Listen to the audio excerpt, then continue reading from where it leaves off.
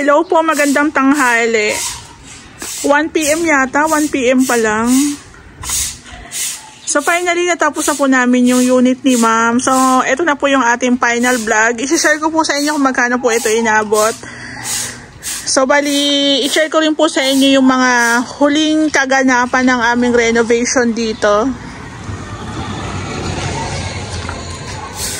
So yung mapapansin nyo, itong wall na to is nakapintura po yan. Pero bago po namin yung pininturahan, naka waterproofing din po yan hanggang sa likod. Ayan po. Tapos ito rin po yung sinasabi ko sa mga huli kong video o vlog. Yun dito po sa mga side, pinasimentohan ko rin po yan. Medyo naka-island yan ng konti para dito na po yung baba ng tubig. Ayan. Nakasemento na siya. Tapos nga po pala, kaya medyo matagal din yung aming follow-up dito. Si ma'am kasi, tagpahapol po siya ng mga ilaw. So, pina-order sa akin to ni ma'am, itong kanyang ilaw dito. Actually, ang prepared ni ma'am, yung common na ini-install dito sa Lumina. Kaso sabi ko nga, mas maganda yung mga medyo maliit na lang. Kasi kung pan-design lang naman, ito is di kuryente. Sa taas po ng ating moldura, ito po is solar. So, ibig sabihin, kahit walang tao, may ilaw tayo dito sa may labas. Ayan po. So, naka-install na po ito. Solar, tapos ito po is di kuryente. May kuryente. Then, nag-final retouch na rin po si Kuya Joseph. Tapos si Bayaw, linis. Ayan, ang ganda.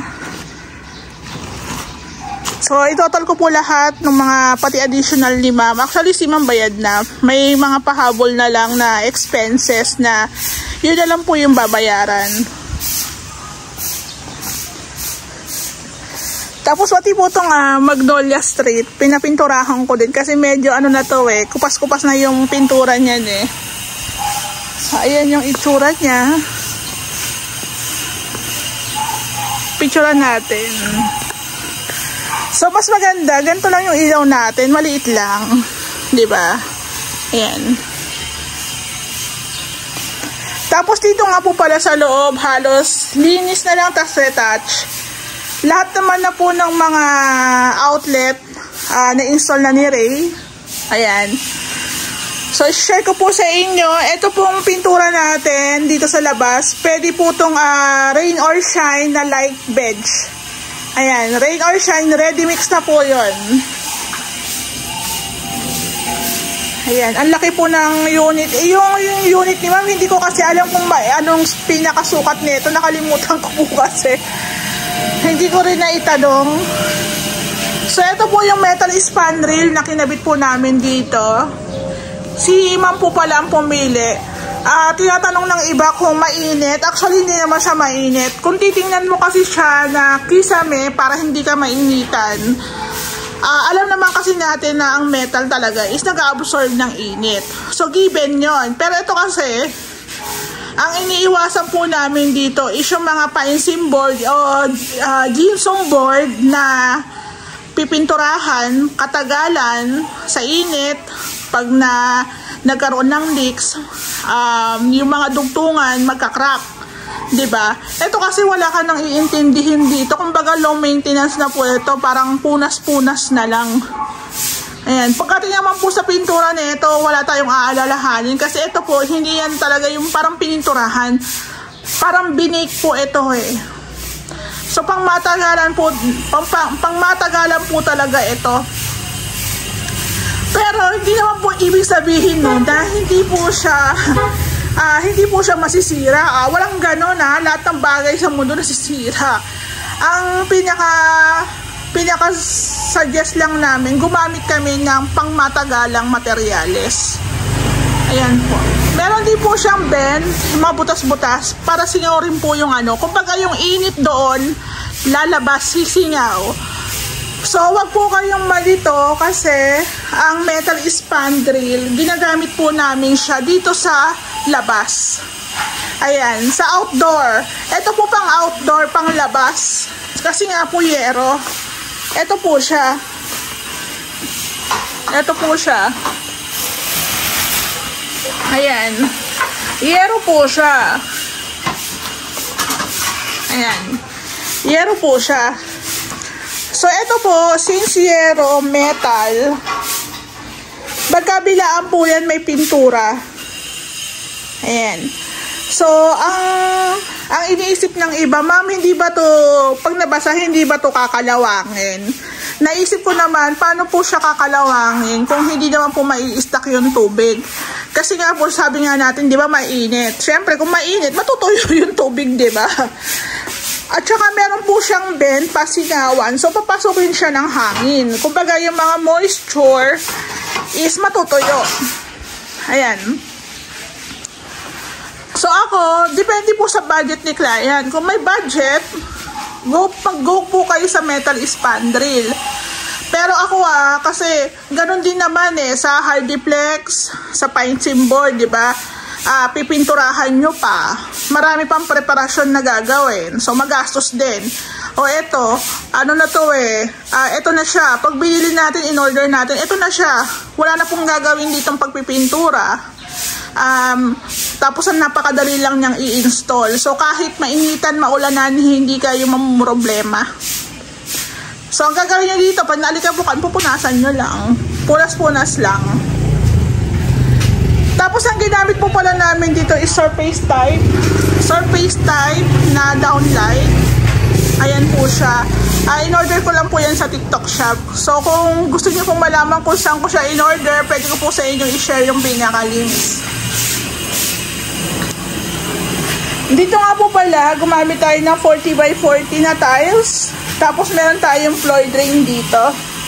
Tapos, meron tayong gripo. Meron pa tayo dito yung isang outlet. Kung sakali dito po nila ilalagay yung kanilang washing.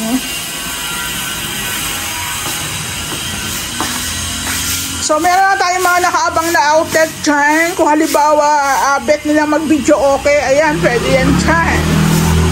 Kung gusto nila maglagay ng CCTV, pwede doon. May saksakan tayong mga nakaabang. Tapos dito po sa loob, halos kompleto naman na po dito. Kumbaga may mga hinabol lang kami. Ang ginawa kasi ni ma'am, may mga pahabol po siyang mga ilaw, accessories. So sabi ko, ma'am, stop muna kami kasi para pag nag-install si Ray, isahan na lang. Katulad po nito, ito po yung mga ilaw ni ma'am. Ayan po yung mga ilaw ni ma'am na pina-order po sa akin na need namin i-install. So, inipo ko po muna. Pati yung kulang natin na blinds. Diyan na. Tapos, ito po yung cabinet natin na sabi ko sa inyo, kulang pa yan. May ano pa siya. Ayan, i-retouch na rin po natin yan ng pintura. Ayan. So, ito po naka-blinds. According po kay ma'am, standby po muna daw yung kanyang kitchen. Kaya hindi po muna natin makikita yung kanyang aluminum cabinet. So, dahil marami na rin po naghihintay kung magkano na inabot. So, iles na lang po natin. Hindi po kasama yung ating aluminum cabinet tsaka yung pinto ng bathroom. So, sa ganitong pinaka-renovation, kahit paano, mabibigyan ko kayo ng ideas kung magkano po inabot yung materials tsaka yung mga accessories. Yung makikita nyo nga po palang mga accessories namin dito, lalo ng mga ilaw, pwede nyo po akong i-message sa FB page po namin para ma-share ko po sa inyo kung saan ko yan mga in-order. Ayan, katulad nito, tsaka ito. Ayan, pwede nyo po akong i-message. Tapos ito po, ayan yung center light dito sa dining, ayan, pwede nyo po ako i-message. Kahit yung pintura, pwede nyo ako i-message. Tapos yung mga blinds, ayan, pwede nyo rin po ako i-message kung saan ko siya in-order para kahit paano magkaroon po kayo ng ideas. Yung salamin dito, hindi pa nakabit. So, bali, ayan, may nagre-retouch, may naglilinis, may nag-i-install. So, sa amin, ganun lang naman ang pinaka-strategy namin sa renovation. Ito nga po pala, sabi ko nga sa inyo, hindi naman ito minamadali ni ma'am. Either titirahan ng pamilya niya or papaupahan. So, ang dinig ko kay ma'am, papaupahan niya muna yata. So, kung interesado kayo, pwede niyo akong i-message, diba? Kung may unit po kayo sa Lumina at gusto nyo munang may pag-i-stayan, ayan, PM nyo ako para ma-direct ko kayo kay ma'am. So, andito na po pala yung mga ibang mga ipapalagay, yung ating, kalan, tsaka yung rain shoot, yata yan. So, nakaraan kasi pumunta yung may-ari. Tapos ito po, palitan ko na lang po ng gripo muna temporary lang. Tapos ito po yung ating bathroom. Sa bathroom po natin, ang shower set, yung toilet bowl, kasama po yan sa pag-order namin ng tiles. Ito po yung towel rack sa all home na lang. Tapos, ito pong salamin, sa Lazada po to. So, kung gusto nyo rin po malaman kung saan ko to in-order, pwede kayo mag-message dyan. Mag-message sa aking page o kaya mag-comments po kayo. Tapos, ito po yung laboratory. So, may nag-comment na sabi niya, ma'am, bakit ang baba ng saksakan? Actually, hindi po kasi namin alam na ang ipapabili sa amin ni ma'am is disaksak. Ito po talaga is para po talaga to kung halimbawa sa mga cellphone, speaker, o kaya sa blower. Hindi po siya talaga sa may salamin. Since meron ngang ilaw, so okay pa rin. At least yung ilaw magagamit mo. Diba? Ayan. So kaya ako pag kung halimbawa po nagpaparenovate kayo ng unit, lalo na bathroom, pag ganyan po ang prepared nyo sa salamin is may ilaw, disaksak, sabihan nyo na po agad si contractor para maabangan. Kasi ito, kung halimbawa wala kami nilagay pa sadya nung mga nakaraang araw, hindi po namin magagamit to. Sayang. Tapos ito, yung ating mini cabinet, kasama na po yan dito, package na. So, ayan na po siya. Para ma-hide lang yung ating fittings. Ayan. So, thank you nga po pala kay sir. Hindi kami nag-meet. Si Ray lang po ang na-meet ni sir. Sabi niya, ang ganda daw ng unit. Ang cute daw. Ayan. So, iba po kasi ang dating sa video, sa personal. So, sa personal po talaga maganda. Tapos, meron pa po si Ray ihahabol na i-install. Ito po yung sinasabi ko sa inyong stair nosing. Ang tawag dyan ay dito po. Dito ilalagay sa may edge ng hagdan. So, nilalagyan lang po muna ng rugby. Ayan. Matapang lang yung amoy ng rugby. So, bali, akit muna pala tayo para habang hindi pa ini-install yung pa-excuse muna. Ayan. Okay naman na po yung ating taas. Bali, yun na nga lang po talaga ang kulang namin. Yung stair nosing. Actually, nag-repair na po kami dito pero hindi po kami umabot ng 1 milyon. Kahit ako nagulat kasi nagpalit kami ng tiles. May mga pinalitan kami, may mga pintura na nagdadagdag, pero hindi po kami umabot ng 1M. Ayan, ang ganda.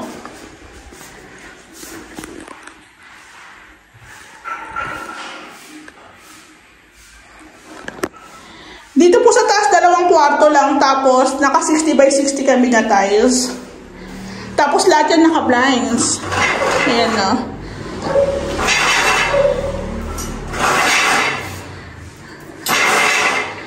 Ayan po. Tapos ito po yung ating front extension.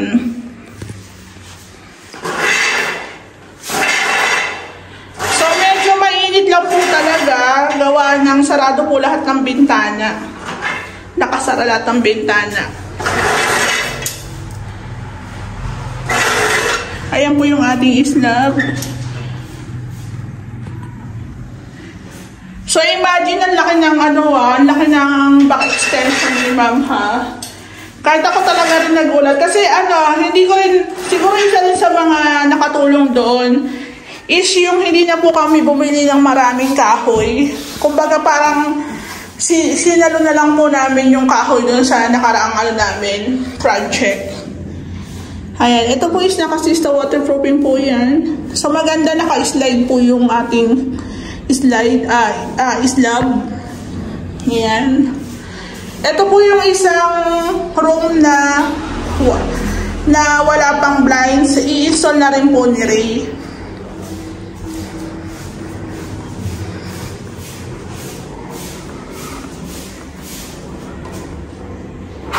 Ayan, mainit lang. So halos nakita nyo naman na po yung kabuuhan ng unit. I-share ko po sa inyo kung magkano inabot. So meron na po kami mga pahabol na i-install. Buksan natin yung bintana, ang init po talaga. Tapos ang init pa, ang init, walang hangin, nakakahingal.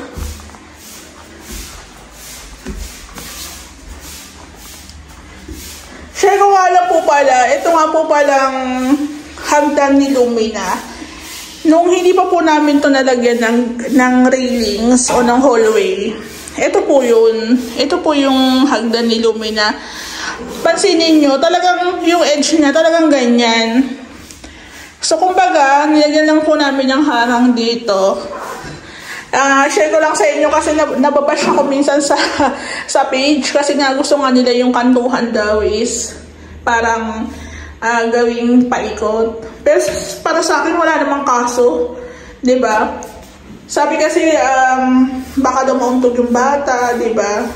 I think kung siguro wala kaming hallway, ganito pa rin naman, may kantuhan pa rin naman as is naman kasi yung pinaka handrail ni Lumina, di ba?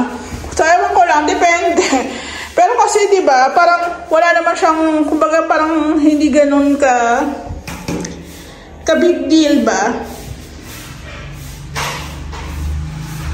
Siguro depende na lang din talaga sa tao. Ayan, i-install nila yung ating sternosing. Ayan. Light brown na lang din po yung napili ko. Sa renovation po pala namin dito sa unit ni ma'am, instruction lang niya yung sinundan namin. Walang hassle. Hindi rin po kami minamadali. Kaya po dun sa mga gusto pong magpagawa sa amin, lalo na dito sa Lumina, open na rin po pala kami sa within Cavite area. Kasi lalo na po doon talaga sa mga gustong-gusto sa amin. Open na po kami doon. Pero isang unit po ang prepared namin. Isang unit na i-renovate. Hindi po kami build. Renovation lang po kami. So si ma'am, never ko pang na-meet. Tapos na yung unit niya, hindi ko pa rin siya na-meet, diba? Kasi nasa abroad po kasi. Pero yung unit niya is natapos ng maayos, tapos ang ganda pa, diba? Then, lahat po ng, meron kami ni ma'am, SOA, statement of, parang statement of account nung kanyang mga expenses. So, updated siya kung kulang na ba siya o may sobra pa siya, parang ganon. Kaya doon po sa mga abroad dyan na naghahanap ng legit na contractor, ayan, try nyo po sa amin. Basta huwag nyo lang po kami mamadalin kasi hindi lang po talaga isa, dalawa, tatlo ang hawak ng Ray House Makeover na project. Marami po, kumbaga iniikutan lang po namin. Iniikutan namin in a sense na hindi po mawalan ng trabaho yung iba po naming kasama sa team. Kaya, lahat, kumbaga, sige, may isang project, pangalawa, pangatlo, open po kami doon. So, pakita ko lang po itong pag-i-install ni Ray ng ating sternosing. Ito po, depende sa inyo kung papalagyan nyo, Pero kasi, hindi na rin po namin siya sinasuggest gawa ng... Pero depende kasi, diba? Depende rin sa nakatira kung paano nila ingatan yung bahay nila.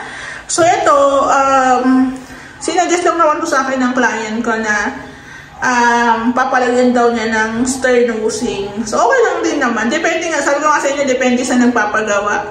Depende sa gusto.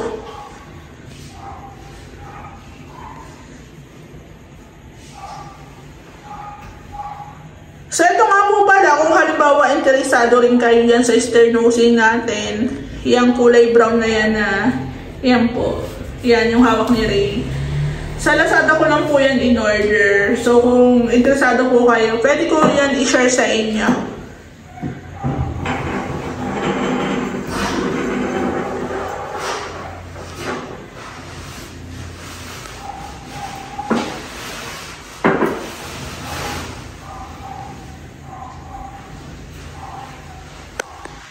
Yung unit pala ni ma'am, nung nakita namin to before, sabi namin baka mahirapan kami dito kasi gawa na yung taas, naka-tiles na, pero ang kagandahan kasi doon, kahit may kasamang repair, isang buong unit itong pinagawa ni ma'am. So si Ray kasi, ayaw ni Ray ng mga repair. Tapos halimbawa ito lang particular na to, re-repair, ayaw niya yan. Pero kung isang buong unit, go siya. Mahirap po kasi talaga mag-repair, kaya pag napagawa talaga kayo ng unit, make sure na maka-encounter kayo ng maayos na contractor o manggagawa. Kasi ito pong unit ni ma'am, parang bago niya po ata ito nasalo, pang-5 na po ata kaming contractor na humawak dito. Ang unang owner po yata nito is hindi niya nagugustuhan yung gawa, kaya parang pinasalo na lang, parang ganun. Pero ngayon, hindi niya alam na maganda na yung pinasalo niyang unit.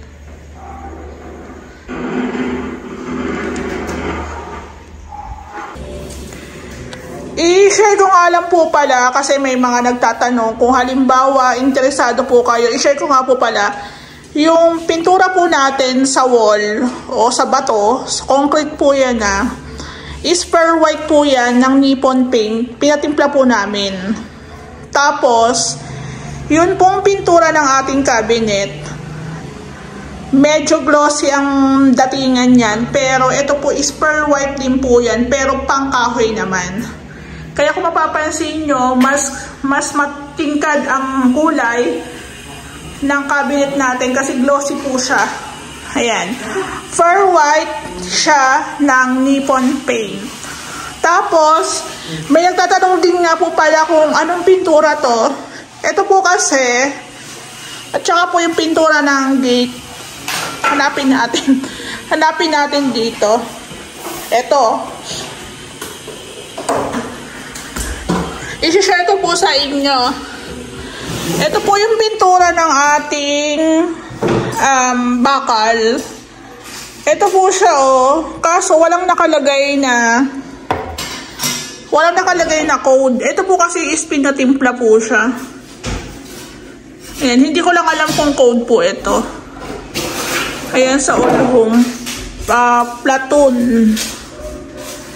Walang nakalagay na pangalan. Ito po yung per white. Ito yung, dapat may ganito siyang pangalan. Ito po siya. Ito po yung kulay ng wall. Ayan. Ayan po siya. Per white.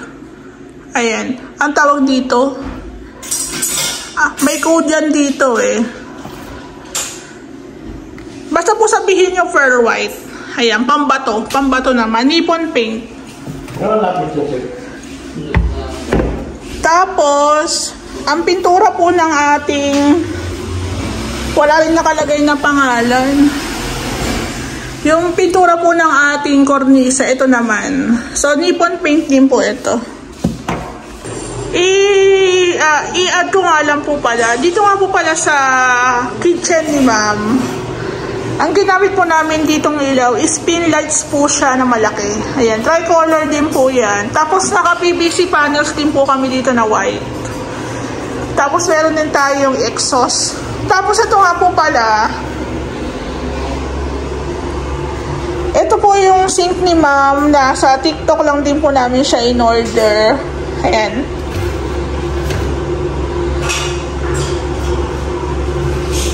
Ayan po siya. Dual tub po ito na medyo malalim po siya. Ang kagandahan po dito sa sink ni ma'am, set na siya. May kasama na rin po siyang fitting sa ilalim. Ayan. Meron na rin po siyang kasamang gripo para po sa sabon, tsaka itong tray. Ayan. Kaya kung gusto nyo rin po ng ganito o interesado po kayo, pwede po kayo mag-comment dyan o kaya mag-message sa amin para ma-share ko po sa inyo ang link. Ayan po. Ayan siya, o, diba? Diarkiss po yung brand. Ayan, medyo dumihan lang. Linisan na lang po natin. May alikabok. Set na to pero nasa 7,000 lang po ata to. Unlike sa mall na bibilihin nyo, itong sink lang at saka itong fittings, nasa 7,000, 8,000 na. Wala pang gripo. So, bali, ito rin po yung pahabol na accessories ni ma'am. Bali, dala po yan ni sir. Ayan. So, ini-install lang po ni Ray dito sa bathroom.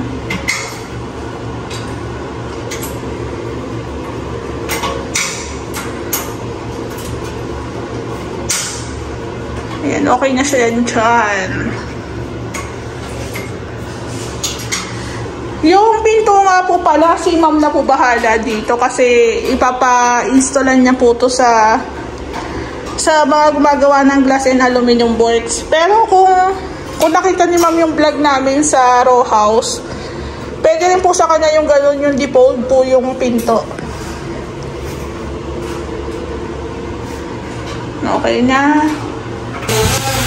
Ito po yung bintana ni ma'am, kalalagay lang po nila ng salamin. Ayan, okay na. Okay na po lahat ng salamin yung ma'am. So, minsan po kasi nababasag. So, ang diskarte po namin dyan, doon po sa mga bintana na tinanggal namin na okay pa yung salamin. Yun naman po yung nire-replace namin. So, okay na po lahat ng bintana ni ma'am. Tapos, since meron pa tayong silicone, sabi ko nga, lagyan na lang din po ito. Para naka-sealed lang din talaga. Sayang po kasi yung mga ganyan, pag nabuksan na, hindi na rin nagagamit. Titigas na lang din. Tapos share ko nga rin po pala yung pinaka flashing po namin dito sa bubong ni ma'am. Talagang pininturahan pa talaga ng aking pintor. So nakakatuwa. Parang walang flashing na nilagay. Pero kung mapapansin nyo, ayan, pinturado rin po yung ating pinaka-flashing. Malinis tingnan, magandang tingnan, di ba po? Kaya thank you sa aking mga pintor. Ito po yung sinasabi ko sa inyo na pahabol ni ma'am na star nosing. In-order ko lang po to sa Lazada. Tapos, parang nasa 3 meters po yung pinakasukat niya. Bali, kinat na lang siya ni Ray. So, ito po pahabol ni ma'am pero hindi na po kami nagdagdag sa label. Kasi sa pinaka-renovation po namin, madalang nyo ito makita parang pangatlo pa lang si ma'am. Isa sa phase 5, isa sa row house, tsaka ito kay ma'am. So, ang ginamit lang po ni Ray dito is rugby. Ayan. Then, i-retouch na lang po ng ating pintor yung sumobra na rugby. Yun nga, pag medyo hindi naman ganun ka, actually, kahit sabihin mong maliit na bagay lang is matrabaho pa rin. Pero hindi na po ako nagpa-add kay ma'am. Kumbaga parang kinonsider namin siya as accessories na i-install na lang, parang ganon. So ito po marami siyang pagpipilian, pero ito na lang po yung napili kong kulay. Brown pa din. Tapos i-update ko lang po kayo. Ayan, akit tayo. Ganda. So may stir nosing o wala. Okay lang din naman. Ang ganda niya oh. Tapos ito na po yung isang blinds. Ayan. Ayan po. Ito na po yung isang blinds na umorder po kasi ako nito. Nakalimutan ni seller yung 100 cm. Pero naripan ko naman po yung bayad. Picturean lang natin. Ayan o. Diba?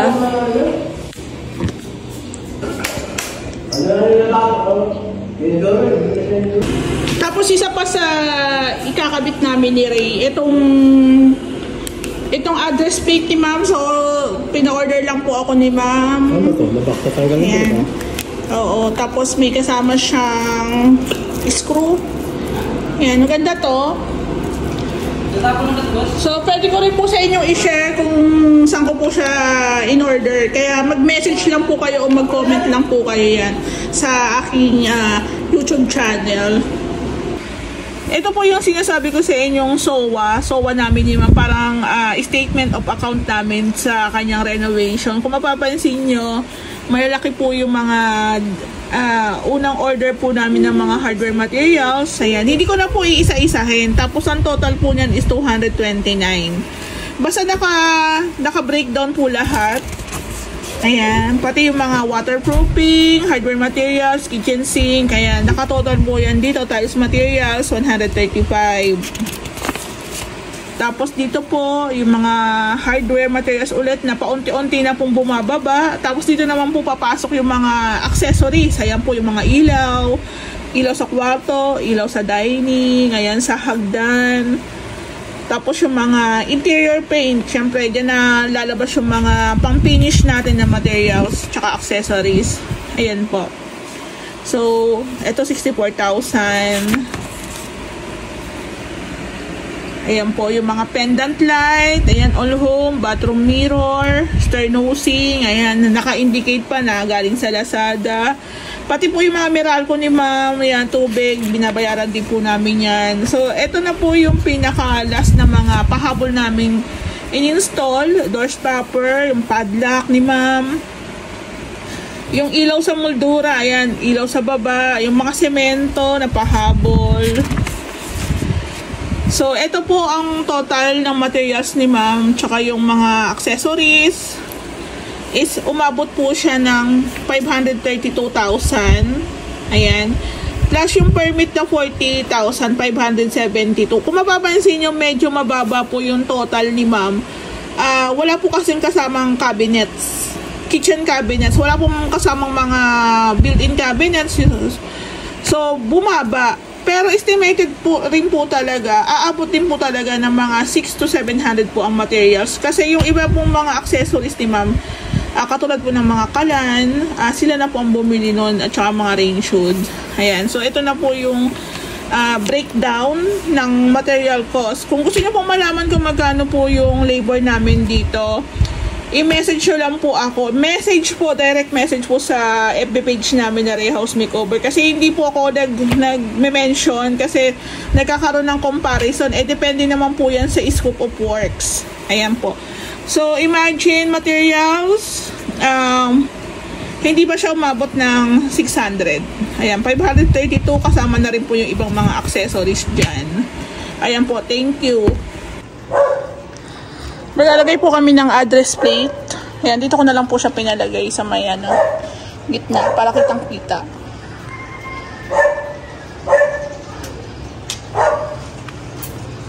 Maambon ako.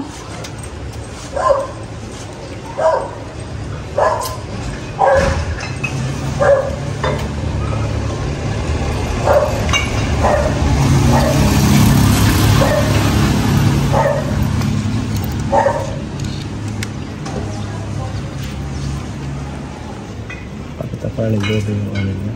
Shower.